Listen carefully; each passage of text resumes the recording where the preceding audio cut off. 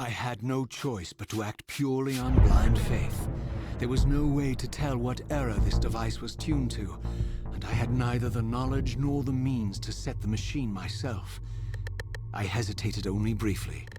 Then, throwing the switch, I hurled myself into oblivion and relinquished my will to the hand of fate.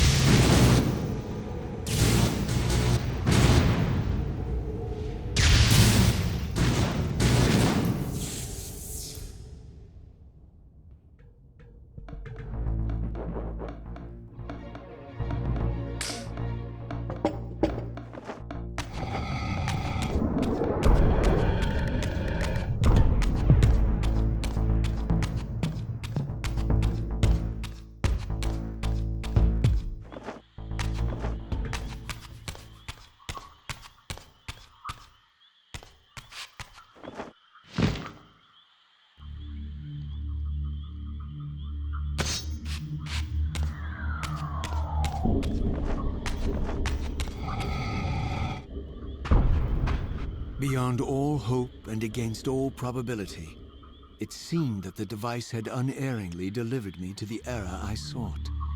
For these were Sarafan banners, and these vampires apparently the victims of their crusade. The coincidence seemed too convenient to naively ascribe to fate. But whether my opportune arrival had been orchestrated by Mobius or some other influence, I didn't know. If Janos Audron still lived, I would find him. But I was wary of further deception and resolved to tread carefully.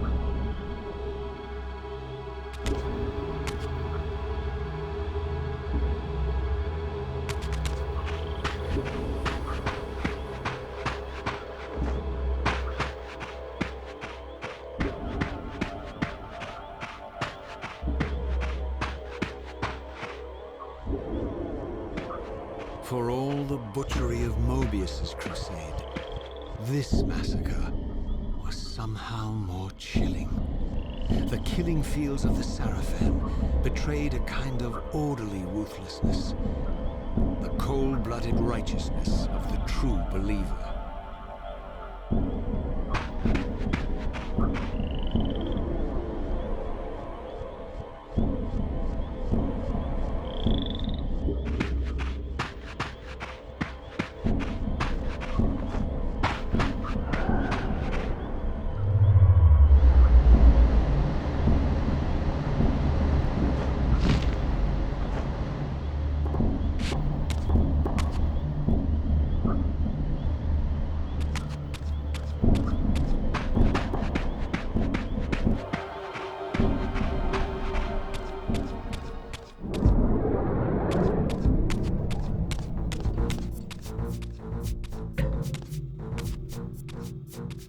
All that is holy!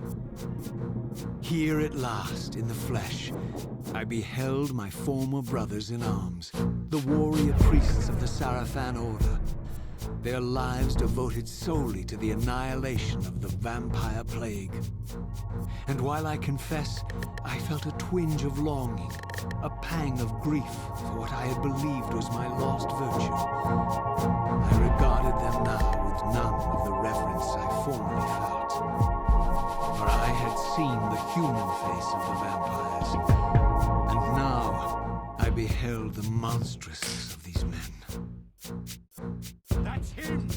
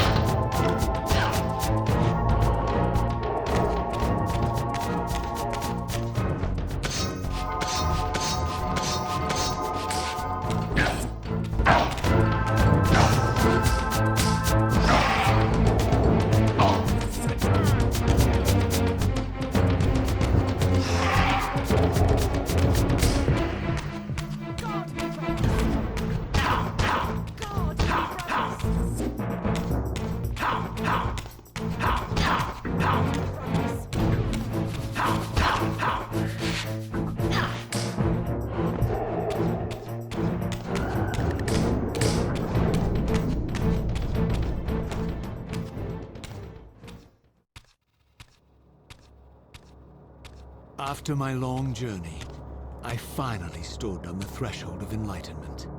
For here was Janos Audron's mountain retreat, intact and unblemished.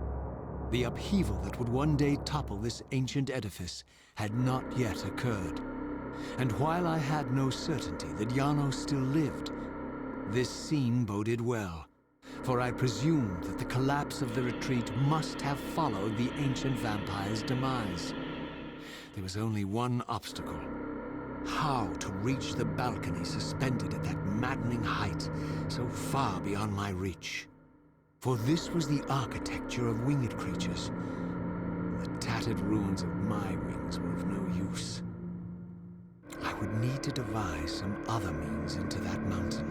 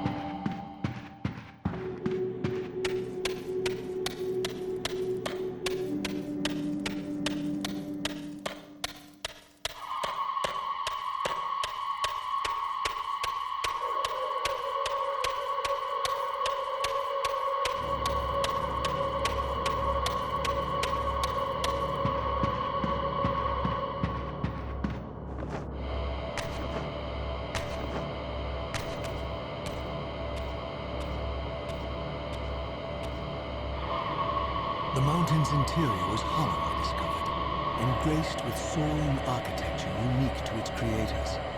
As with the outer facade, these balconies and galleries could only be reached by those gifted with flight. With only my ruined wings to carry me, this towering labyrinth seemed impassable. The object of my quest lay just beyond my grasp. For here, suspended at the apex of the chamber, was the threshold that surely led to the great vampire himself. I didn't know whether Janos Audron was the monster depicted in the stronghold, or one of the noble creatures memorialized among the ruins of the ancient vampires. But I didn't care. Demon or angel, he alone held the key to my destiny.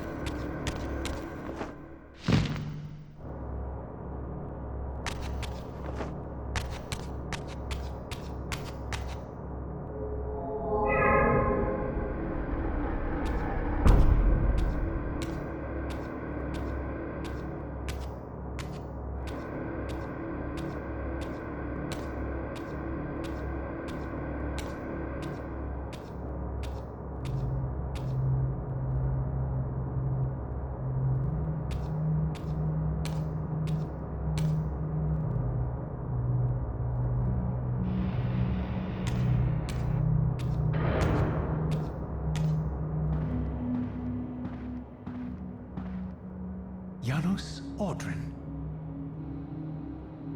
It is heartening after all these years to hear my name spoken without contempt.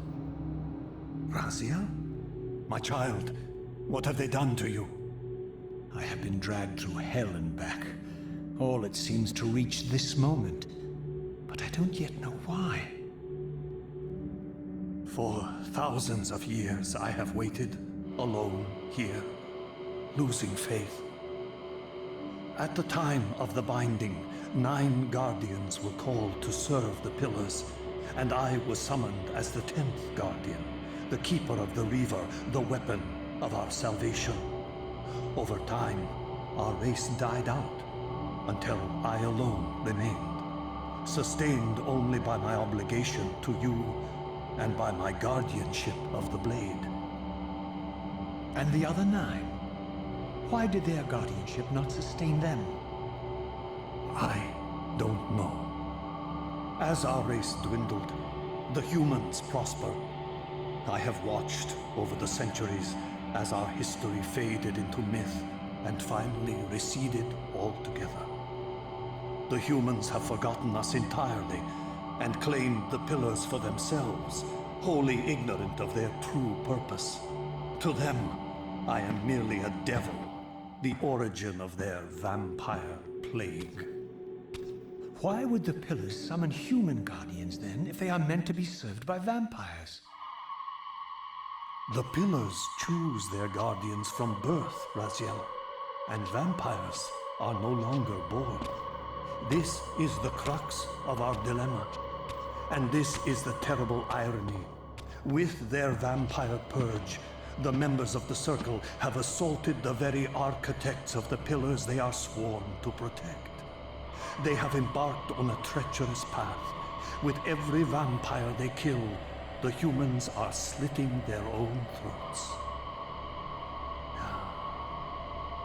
They know I'm up here, beyond their reach, and it terrifies them.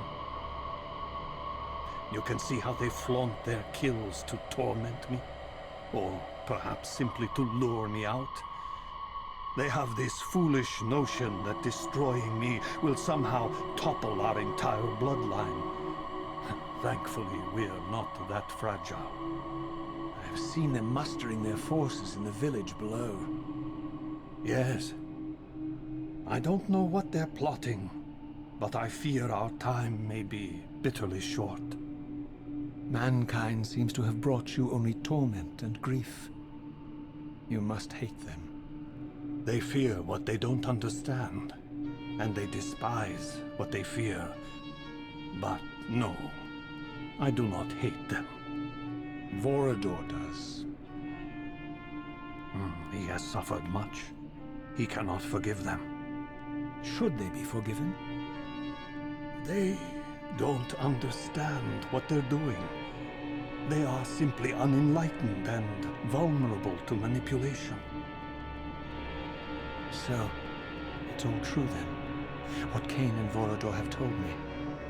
I really am some kind of unholy vampire messiah. Unholy? No. Messiah. perhaps. I don't like that word. It smells of martyrdom. Raziel, your role in this world's destiny is more crucial and more benevolent than you've allowed yourself to believe. Your journey will not be easy. Dark powers are allied against you. But I think you already know this. You appear to have been cruelly tested. The binding must be secured, Raziel. The pillars are the lock. And the Reaver is the key. Yes. The Reaver is here. Why do I feel nothing? The most formidable weapon ever forged by our swordsmiths. They infused the blade with vampiric energy, empowering the Reaver to drain our enemies of their precious lifeblood. As Janos presented the blade, an inexplicable sense of dread crept over me, more palpable than anything I'd felt before. I was at once horribly repelled by the sword, and yet irresistibly compelled to touch it, to take it up. Please, take it away from me.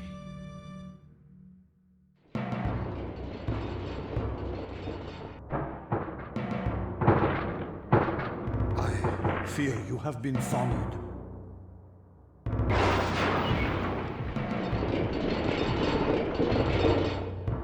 You must save yourself, Raziel.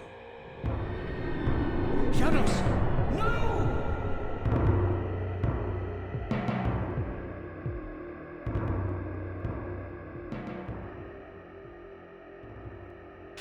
My surroundings whirled sickeningly, and I found myself transported safely away from the ambush to an adjacent chamber. Janos had delivered me from the Sarafan, selflessly forfeiting his own safety to preserve my life. And now I feared that my newfound mentor would be slaughtered by the very crusaders I had so recently revered. The irony pierced me, and with dawning horror, I realized that I had been duped by Mobius from the beginning. For the Sarafan had simply followed the path I gullibly blazed through this sanctuary, and had arrived bearing Mobius' staff.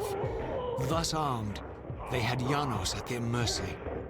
Through the door, I could hear them battling, less than a dozen paces away. But it may as well have been 1,000 miles, for this barrier was sealed by elemental forces I did not possess. It seemed Janos had conveyed me into the heart of the fire shrine. I thought perhaps if I could galvanize the forge and imbue the Reaver in time, I might have a slim chance of saving Janos from his grisly fate.